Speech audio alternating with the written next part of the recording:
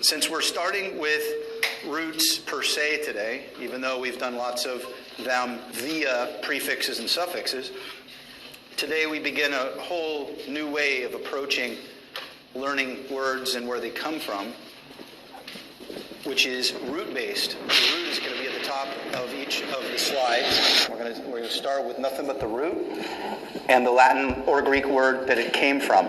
It'll either be L or it'll be GK, meaning Greek, but it won't be anything else. Okay, so I gave you Germanic stuff before just to complete the picture, to give you an idea of kind of the distribution of Greek, Latin, and Germanic elements when it comes to prefixes and suffixes. But from now on, we're all about Greek and Latin. What I try to do is illustrate each of the words that comes up in relation to each of the roots that I put up here by means of an image or more than one image. And the images that I grab are almost always me typing into Google Image what's on the first page of Google Image for each of these things. Why? Laziness? No. Because I think there's something to it. And it's just to give you an idea of what happens, especially with some of these abstract words that we're going to learn, when you go to Google Image and try to get a sense of what the collective consciousness is when it comes to each of these terms. What's going on? What will people find if they search for this term on Google? It's most interesting when it's an abstract term, like intervene or something, okay? And like, whoa, what images come up? Kind of interesting. And I find that almost always the images that come up are very helpful in my attempt to get across to you the relationship between the root and the word. Okay, so what do I want you to do? It's paying attention to how the different words relate to the root in different ways.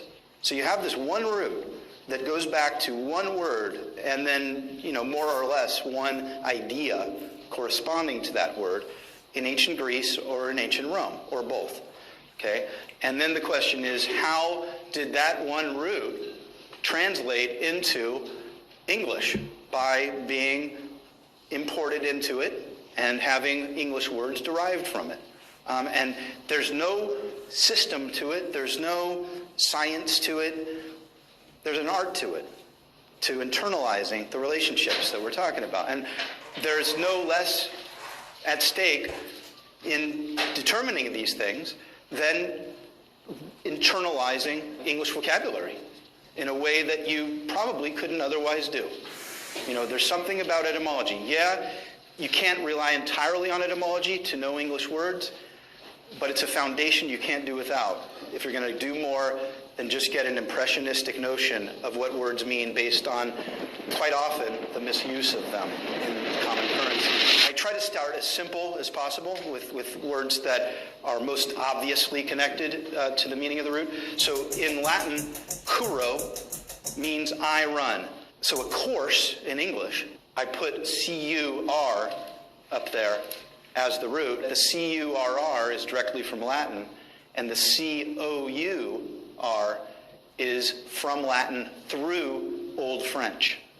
When a word from Latin is not quite imported into French, because French is really modern Latin, just like Spanish, Italian, Romanian, and Portuguese are, but how it manifests itself in that language.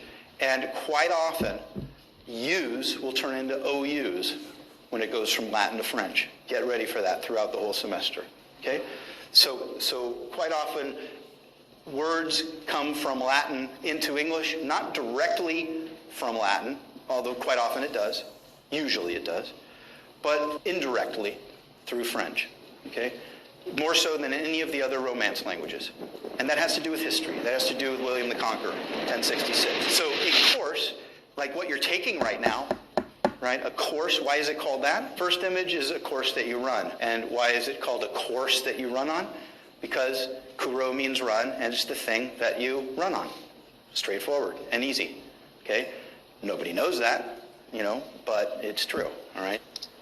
When you take a course, such as this one, you have different weeks, and you have different assignments, and you have different sessions that you learn different things on, or in. So that's the idea behind calling a college course a college course. In a particular class, that's us, we have a course of material that we will cover throughout the semester.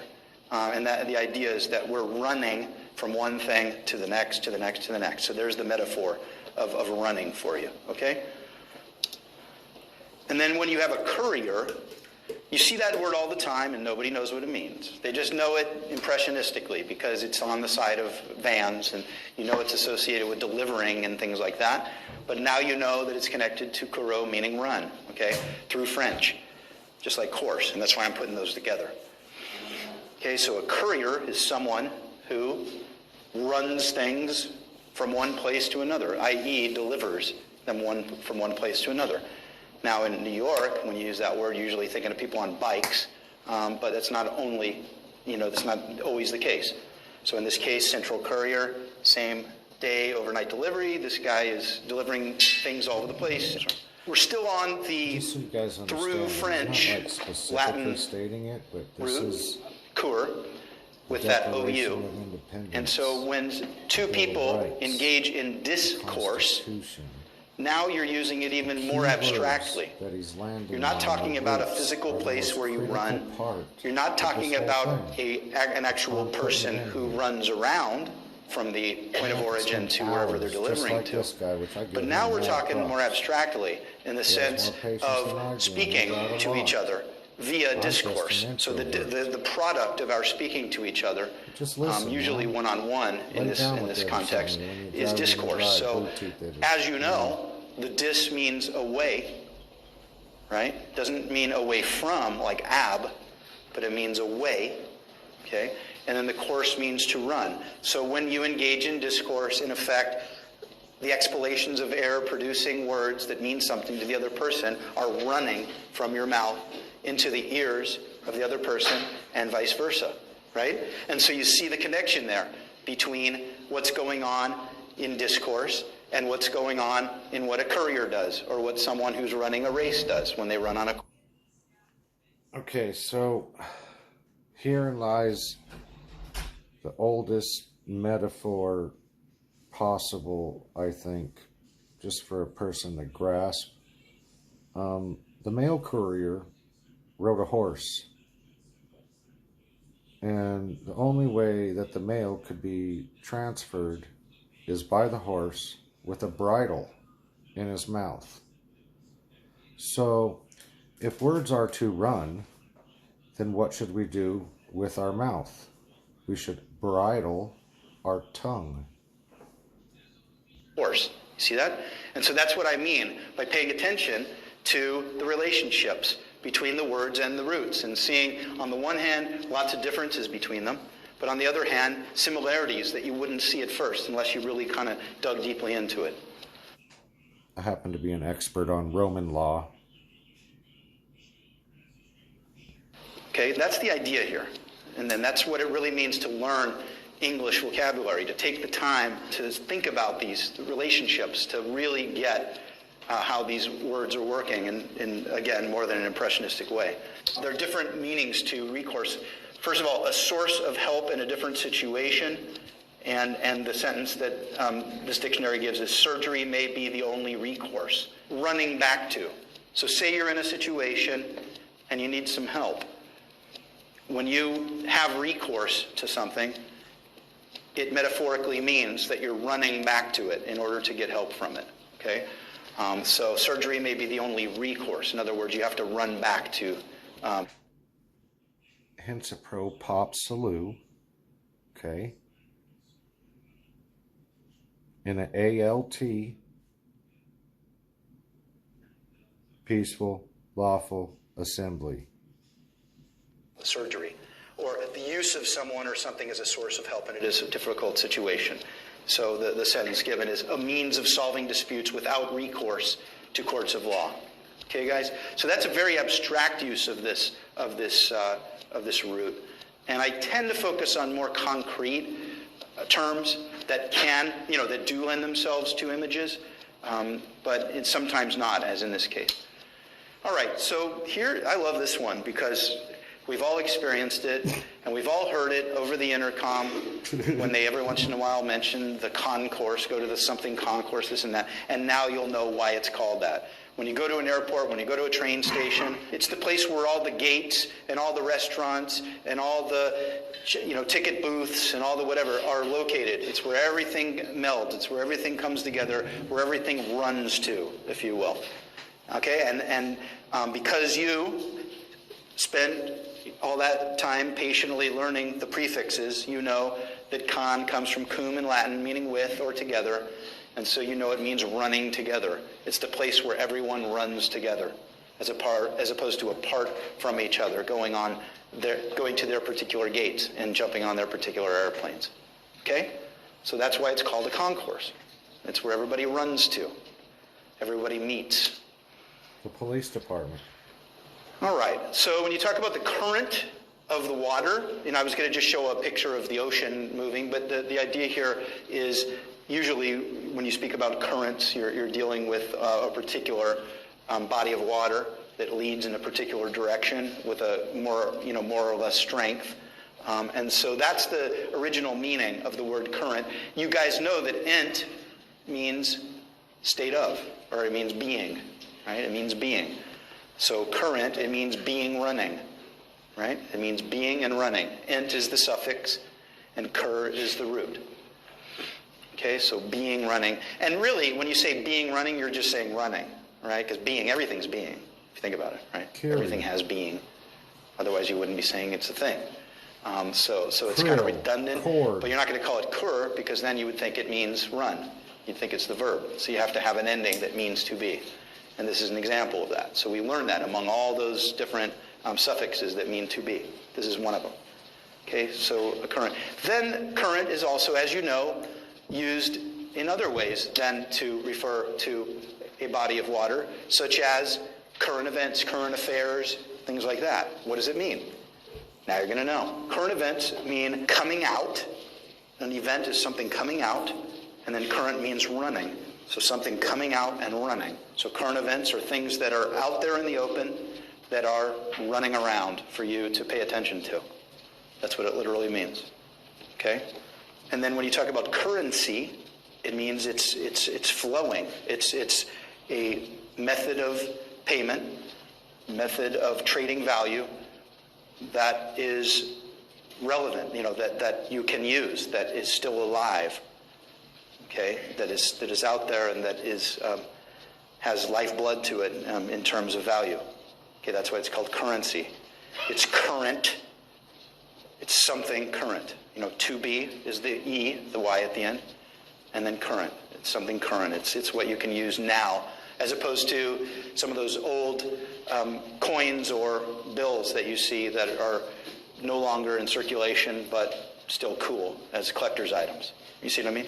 So currency isn't always currency. Sometimes it dies like languages supposedly die, although they never do, because then they just take on different forms. Ebonics.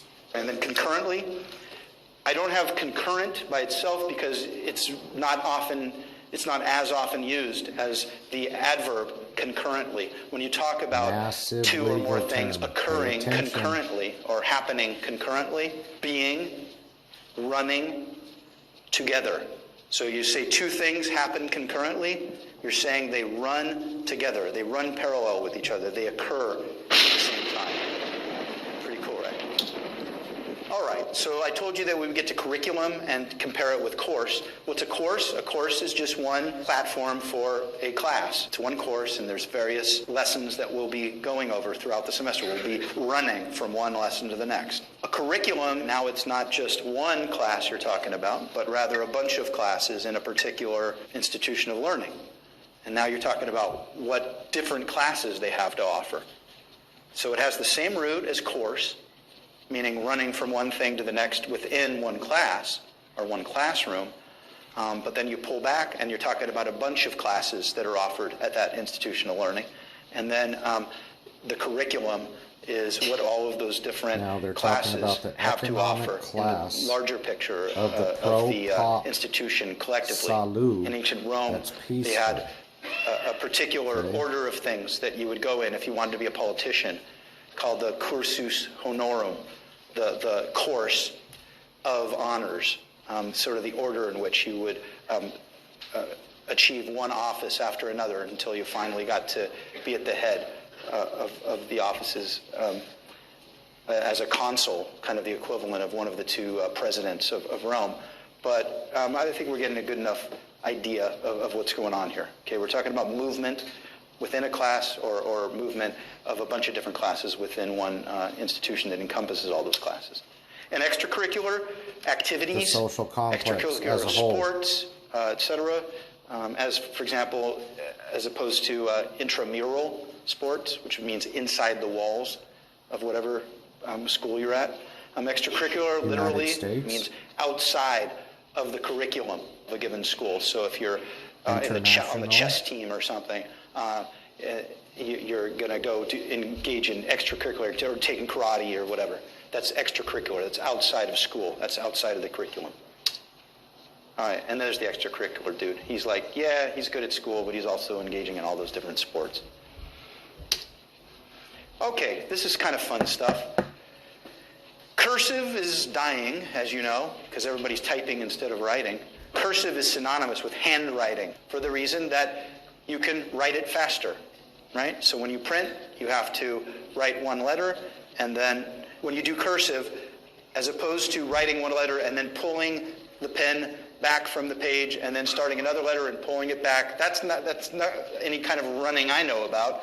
Cursive is figuratively running the pen along the paper without break, without pause. So you're running to the end of the line, and then back, and you're running to the end of the line, over and over and over, one line after another. That's why it's called cursive writing.